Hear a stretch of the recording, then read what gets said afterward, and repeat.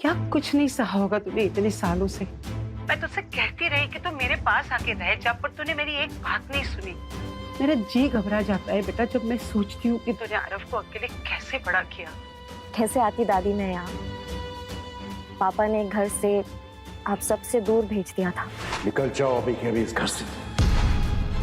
अब सिन्हा परिवार से तुम्हारा कोई रिश्ता नहीं। और अगर पापा को मेरी प्रेगनेंसी के बारे में पता चलता तो पता नहीं वो कैसे रिएक्ट करते। और सच बताऊं तो दादी मैं आपको कोई प्रॉब्लम नहीं देना चाहती थी। तू मेरे लिए कोई प्रॉब्लम कभी भी नहीं खड़ी कर सकती। अरे मेरी तो आंखें तरस जाती हैं बेटा तुझे देखने के लिए। तो आ तो गई हूँ मैं अपनी दादी माँ के पास। बस आधे घंटे में आपके पास पहुंच जाऊंगी दादी। मैं बहुत एक्साइटेड हूँ। मुझे पापा को बताना है कि I missed him so much. Can't wait to meet him. Aarav की चीख सुनते ही नव्या उसकी तरफ भागती है। देख के नहीं चला सकता, अभी लग जाता तो। लेकिन उसे सही सलामत देखकर चैन की सांस लेती है। बैठ गई यहाँ पे भी आ गए हमें परेशान करने के लिए। आरव, ये बैड गाइस तुम्हारा कुछ नहीं बिगाड़ सकते जब तक मम्मा तुम्हारे साथ। तुम दोनों यहाँ क्या कर रहे हो?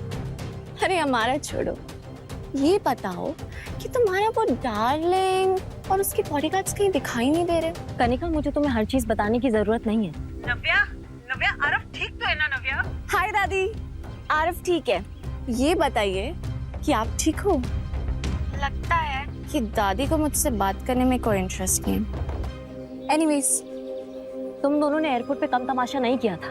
अब क्या लेने आए हो यहाँ पे? ओ हेलो, हमें भी आने का कोई शौक नहीं है। ये तो शेखर अंकल ने कहा इसलिए हमें आना पड़ा, वरना तुम्हें और तुम्हारे इस बदतमीज बेटे को मोहर नहीं जलते। बाय द वे, पापा ने तुम्हें घर बुलाया अभी। हम गाड़ी में वेट कर रहे हैं, आ जाओ। Let's go. आरव, तुम यहाँ साइड में खड़े रहो और हिलना मत, मैं बैग लेके आ रही हूँ। दादी, सुना आपने? पापा ने मुझे घर पे बुलाया। क्या लगता है आपको वो मुझे माफ कर देंगे ना? आरव को अपनाएंगे ना वो? दादी, क्या मुझे जाना चाहिए ना घर पे? दादी। दादी टेंशन में फोन कट कर देती है।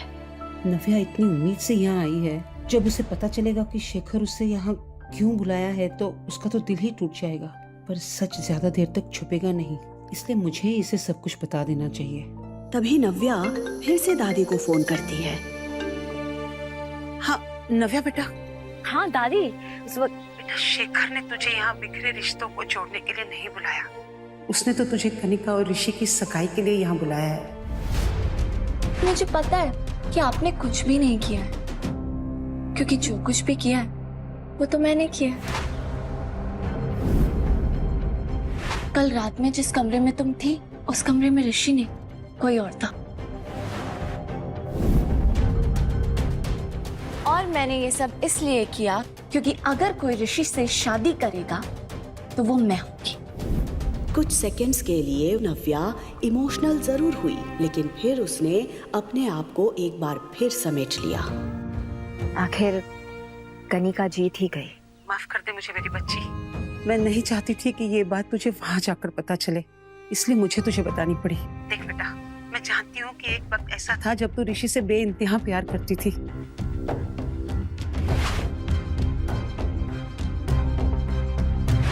आज जब तू तेरी बहन को ऋषि के साथ देख रही है तो मुझे पता है तुझ पर क्या बीत रही होगी।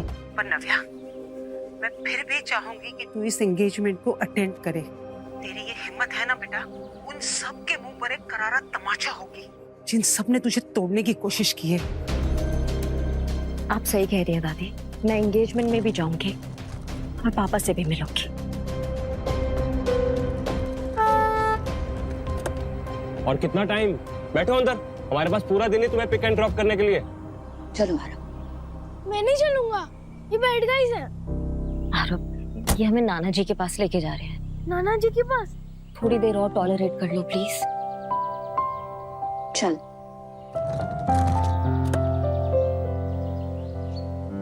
कुछ देर बाद जब गाड़ी सिन्हा पैराडाइज के सामने रुकी तो एक पल के लिए नव्या की सांसें थम गई। ये घर देखते ही उसे वो दिन याद आ गए जब वो यहाँ से आखिरी बार निकाली गई थी। निकल जाओ अभी के अभी इस घर से। ऋषि और कनिका तो तेजी से उतरकर घर के अंदर चले गए थे, लेकिन इतने सालों बाद अपने ही घर के अंदर जाने के लिए नव्या के पैर कांप रहे थे। वो यहाँ आ तो गई थी, लेकिन उसे समझ नहीं आ रहा था कि वो इस घर के लोगों को फेस कैसे करेगी। तभी आरव नव्या का हाथ पकड़ता है और उसे हिम्मत देता है। आरव का एक्साइटेड चेहरा देखकर नव्या हिम्मत जुटाती है। वो आरव का हाथ पकड़कर धीरे धीरे घर के एंट्रेंस पर पहुंची, लेकिन जैसे ही वो घर के अंदर घुसती है कि तभी उसकी सौतेली माँ अपना झूठा नाटक शुरू कर देती है। अरे नव्या, सबसे पहले तुम मुंह मीठा करो। अरे आज तुम्हारी घर वापसी है, तुम्हारी बहन की सगाई के लिए। अब दो खुशखबरियां हैं तो फिर मुंह मीठा करना तो बनता है ना।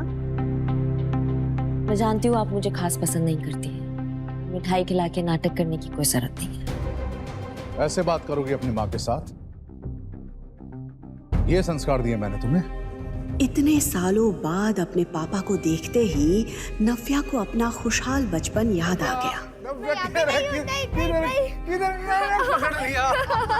पकड़ लिया, चलो।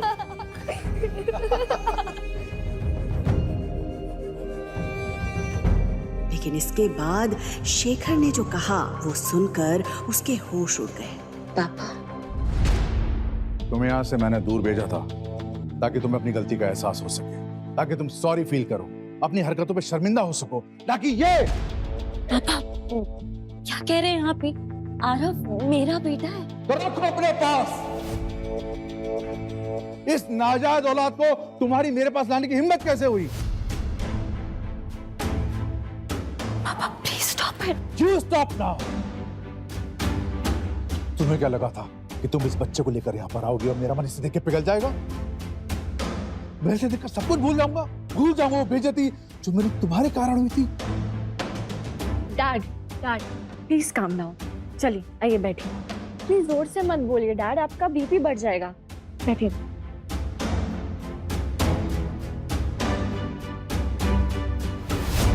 अब आएगा मजा। लीजिए पानी पीजिए। Calm down. After all he is your grandson.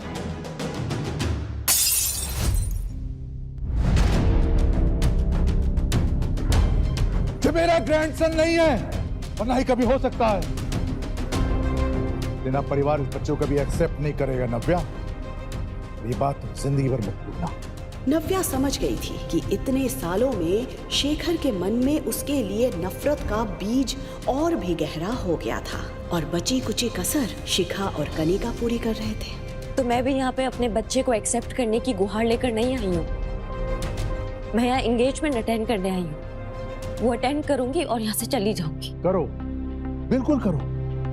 In fact मैंने तुम्हें बुलाया है एंगेजमेंट के लिए, लेकिन मेरी भी एक शर्त है। इस सगाई में केवल तुम वेलकम हो। ये बच्चा उस इवेंट में नहीं आ सकता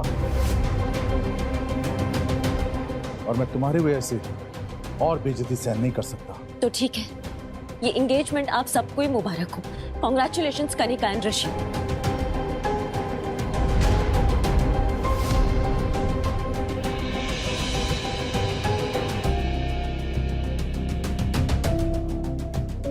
नव्या,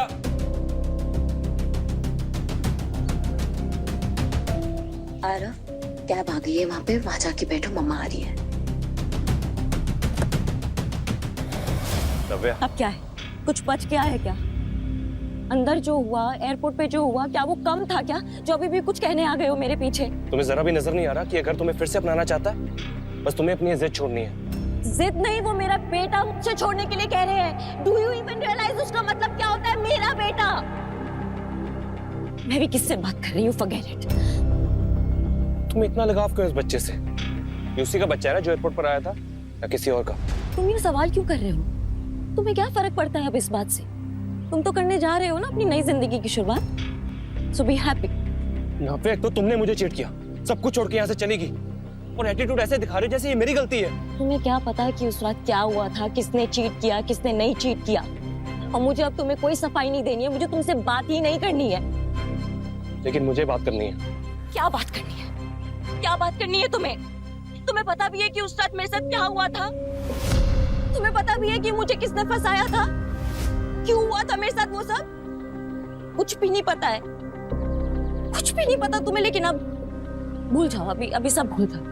अभी तुम अपने फियांसे कनिका के साथ एकदम खुश रहो। To be honest, you both deserve each other. Navya, क्या कहना चाहती हो तुम? बोलो क्या हुआ था उस रात? क्या नव्या बता देगी ऋषि को कनिका का सच? मुझे पता है कि आपने कुछ भी नहीं किया है, क्योंकि जो कुछ भी किया है वो तो मैंने किया है। कल रात में जिस कमरे में तुम थी, उस कमरे में ऋषि नहीं, कोई और था। और मैंने ये सब इसलिए किया क्योंकि अगर कोई ऋषि से शादी करेगा तो वो मैं होंगी। क्या हो पाएगी कनिका और ऋषि की सगाई? जानने के लिए सुनते रहिए द रिटर्न, सिर्फ पॉकेट FM पर।